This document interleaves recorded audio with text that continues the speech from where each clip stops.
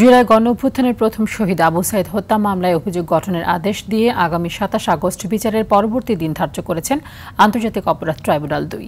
আজ আদালতে আসামির বিরুদ্ধে অভিযোগ পড়ে শোনানো হয়, সেখানে তারা নিজেদের নির্দোষ দাবি করেন।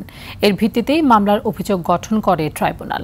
আসামি পক্ষের আইনজীবীও তার মক্কেলদের অভিযোগ থেকে অব্যাহতি করানোর আশাবাদ ব্যক্ত করেন। এদিকে জুলাই গণহত্যায় মানবতা বিরোধী অপরাধের আরেক মামলায় শেখ হাসিনার বিরুদ্ধে তৃতীয় দিনের সাক্ষ্য গ্রহণ চলছে।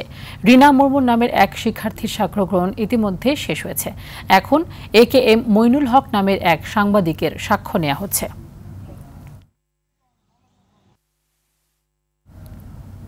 এই মুহূর্তে আন্তর্জাতিক অপরাধ ট্রাইব্যুনাল থেকে সরাসরি যুক্ত হচ্ছেন সহকর্মী GM মাহমুদ। মাহমুদ, ট্রাইব্যুনালের শুনানি এবং সাক্ষ্য গ্রহণ নিয়ে আর কি কি তথ্য রয়েছে আপনার কাছে?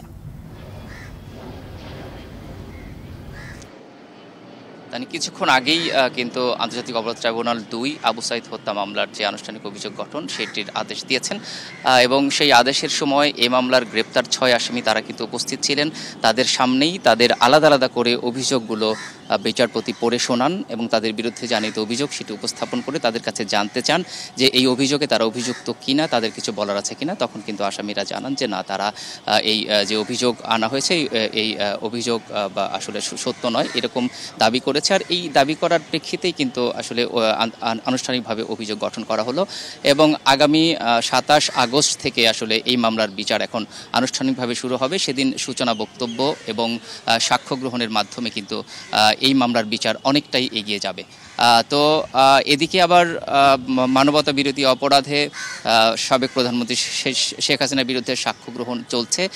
একজন সাক্ষী ইতিমধ্যে সাক্ষ্য দিয়েছেন এবং তিনি আবু সাইদ হত্যার যে ঘটনা সেই ঘটনার একজন প্রত্যক্ষদর্শী। তিনিও রংপুর বেগম রোকেয়া বিশ্ববিদ্যালয়ের শিক্ষার্থী। তিনি আবু সাইদকে যখন গুলি করা হয় আন্দোলনকারী হিসেবে তিনিও তখন উপস্থিত ছিলেন এবং তিনি খুব কাছ থেকে দেখেছেন যে তাকে কিভাবে পুলিশ সদস্যরা গুলি করেছে এবং এই সে নৃশংসতা এগুলোই আদালতের কাছে তিনি তুলে ধরেছেন।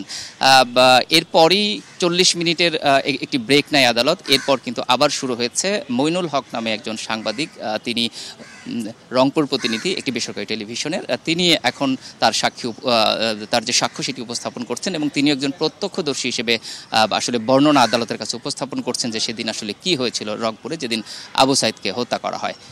তো এরপরই হয়তো বিচারক তিনি পরবর্তী দিন ধার্য করবেন এবং বিচারিক কার্যক্রমের কি নির্দেশনা আসে সেটি দিবেন। তো আপাতত এ ছিল আমার কাছে আন্তর্জাতিক অপরাধ ট্রাইব্যুনাল থেকে সর্বশেষ তথ্য। মাহমুদ, ধন্যবাদ আপনাকে।